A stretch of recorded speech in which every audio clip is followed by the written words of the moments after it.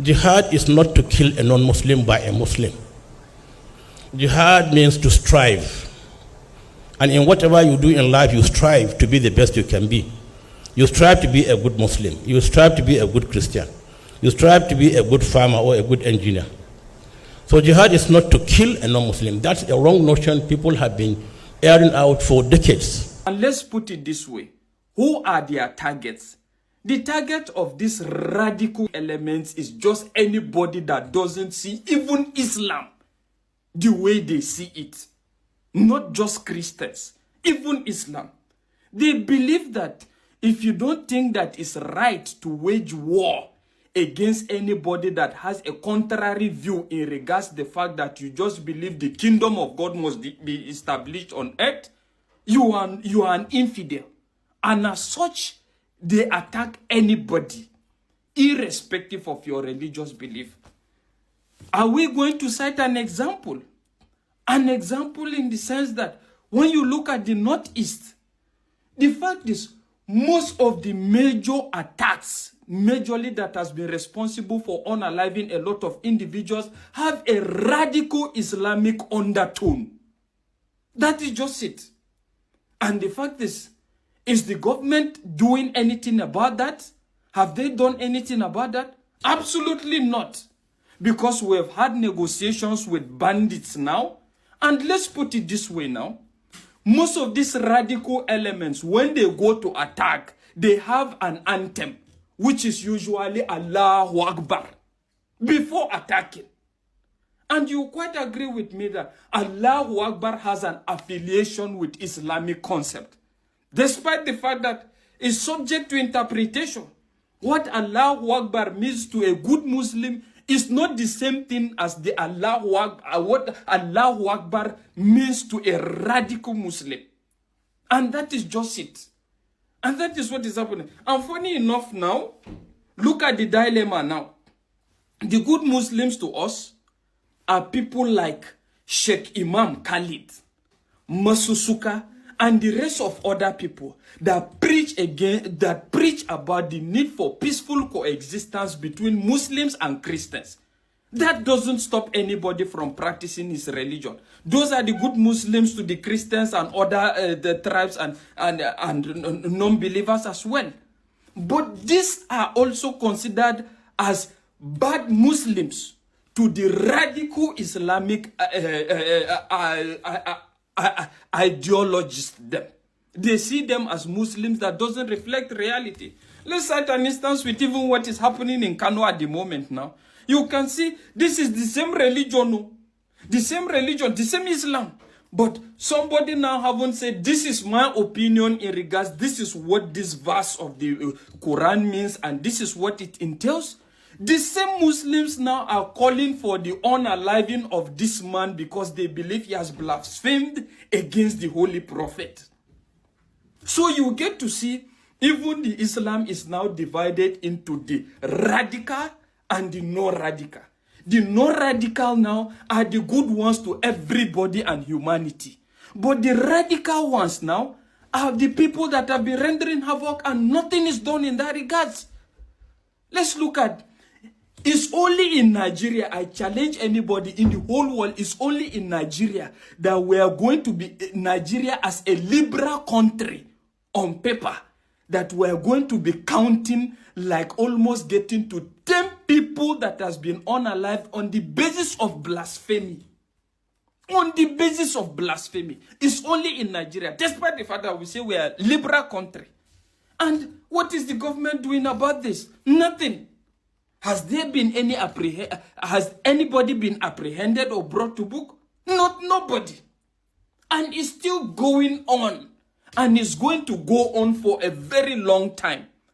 And what is the government supposed to do in this regards? Let's ask ourselves this question. Some basic and common things. Let it not look as if we talk without proffering solutions. The fact is, you have to identify these radical Islamic imams that are ambassadors of atrocity, havoc, ambassador of insurgents, that mounts the podium and preach to people and tell them on the need to unalive anybody on the basis of that he has a contrary belief or he's blaspheming.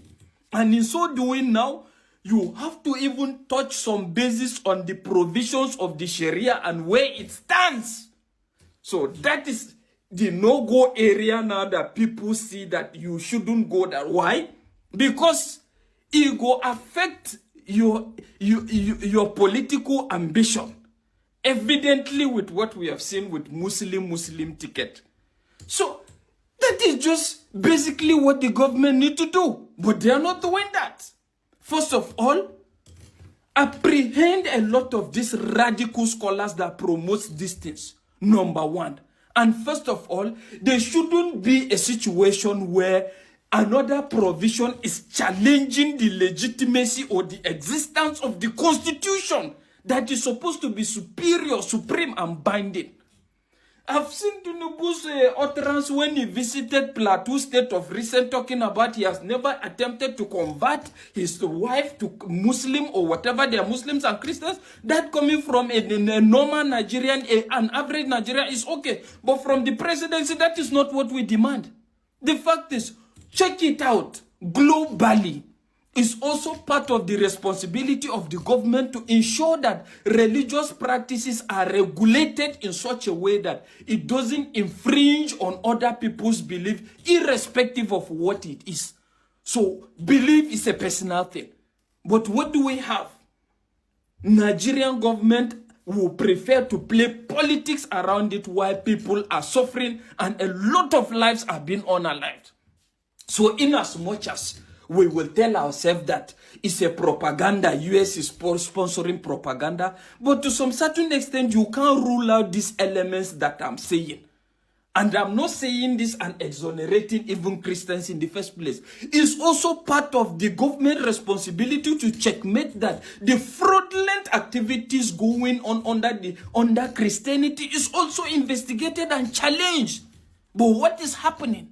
Nothing. Pastor gather people and say miracle, whatever, selling miracle, selling a lot of other things, and it goes well. So, it's not... Kai. One of the most fearsome word a non-Muslim would hear is the word jihad. And it's true because people have already given it a very negative connotation, but it is not. And so let's live here with that notion that, look, jihad is to strive, it's not to kill non-Muslims. Because as we know as Muslims, it's in the Holy Quran, you cannot take somebody's life without due process. You cannot kill somebody. Because it said to kill a life, take a life or kill somebody, it's like taking the whole of humanity. That's without being following due process. But what President Jonathan said, I was expecting him to make a very strong comment about how he really dealt with the issue of Boko Haram, which he used both the military and myself and other stakeholders. But maybe he decided not to, because a book is coming after that from him on how I dealt with Boko Haram issue. And let me also correct you, like I am happy to hear that the Boko Haram is not really Boko Haram, that's not their name. I'm glad to hear that from somebody who is not me. If I were the one who is saying that, somebody will say yes, because I know them. And that's not their name, because I know that they never claimed Boko is haram. If you have listened to some of their audio, which I had privilege of listening to, they said they didn't say Boko is haram, because so many of them have also gone to school. And they said you cannot open somebody's brain and remove the education in his head. So he had already acquired that knowledge, that education. He's an engineer, he's a doctor, he's whatever it is. What they are saying is that those who have gone to school and are educated are leading bad governments. What they're after is the issue of bad governance, because they want to be free, they want to do whatever they feel they should do. And I want to correct, and I'm glad this is carried on TV, live. I want to correct this wrong notion that people, non-Muslims, hold about jihad. Jihad is not to kill a non-Muslim by a Muslim. Jihad means to strive. And in whatever you do in life, you strive to be the best you can be.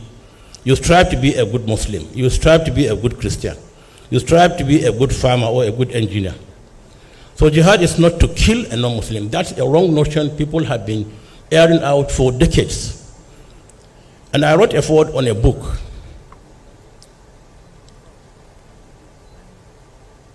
written by very high stakeholders across the world, published by the King of Jordan. And I wrote that forward, and I believe that book will be brought back again, because it was about 13, 14 years ago. And it talked about the uses and abuses of jihad.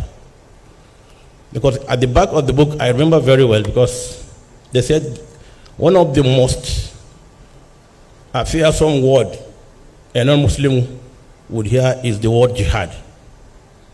And it's true, because people have already given it a very negative connotation, but it is not. And so let's live here with that notion that, look, jihad is to strive, it's not to kill a non-Muslim. Because as we know as Muslims, it's in the Holy Quran, you cannot take somebody's life without due process. I hope see Nadan the here within the Sultan of Sokoto don't they talk right from time.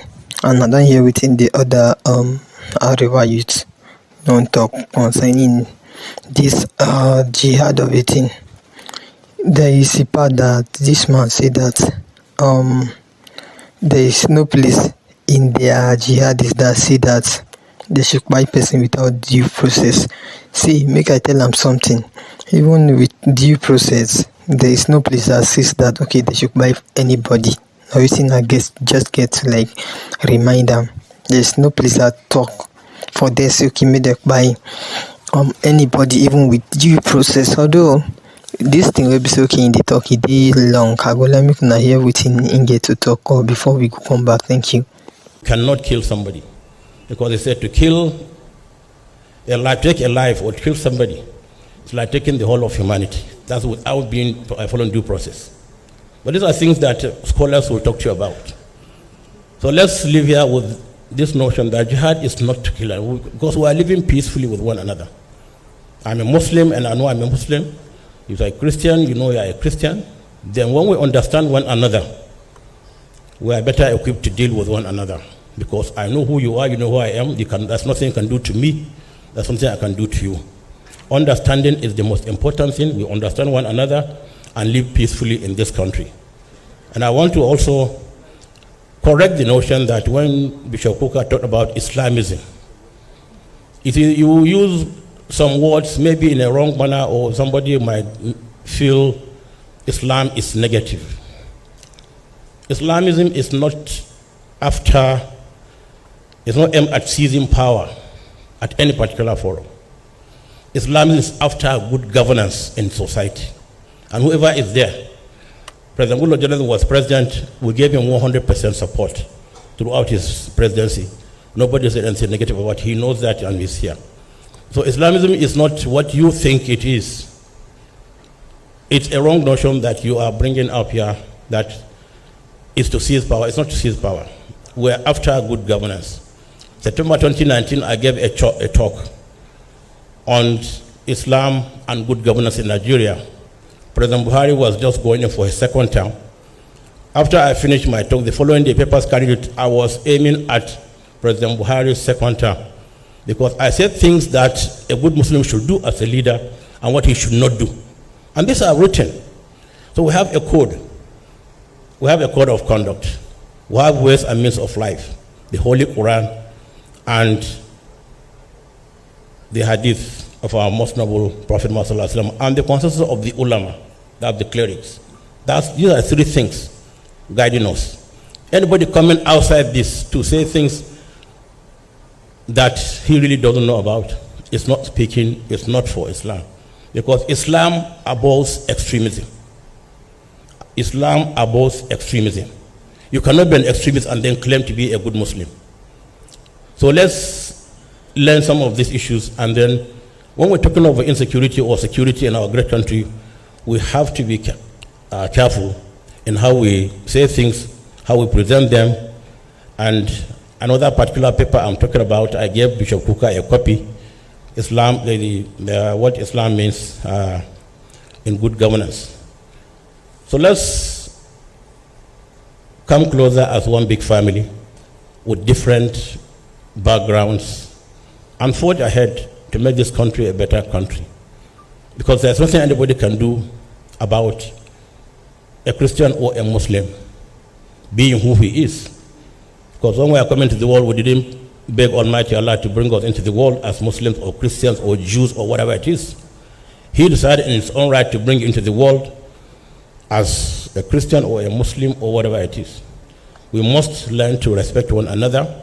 We must learn to live with one another. We must learn to help one another, because we must be our brother's keepers. And so many Christian leaders here know that. It's in the holy books also that we must be good to ourselves. And I want to thank the chairman of the occasion for coming to Sokoto once more. And I assure you all, we are here to do our best. I hope many of you don't listen to within the happen here concerning Northerner and their people. Although this jihad of a thing, now the thing will be so okay, you don't do for some times now, sorry. So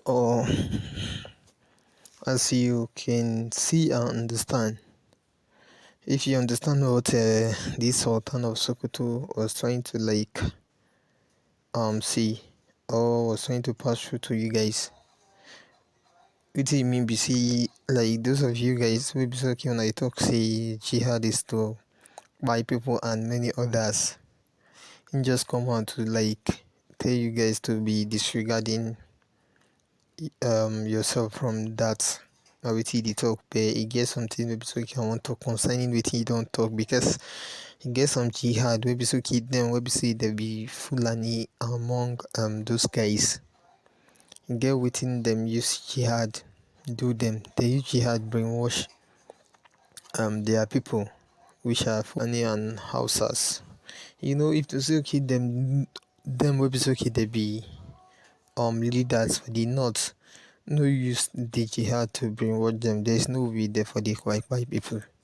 You know, even as we dey talk say okay the white people get some good element wey be say okay they dey inside them wey be say as they dey buy now so those one go dey complain, and that is what the other guy is there talking about, because those one wey be say okay they dey complain about the buying of non jihadist people. Those one again are enemies to those people wey be so okay they dey buy non-jihadist people. You understand? Within all these guys wey be so okay they talk for here, they try pass through to like many of you.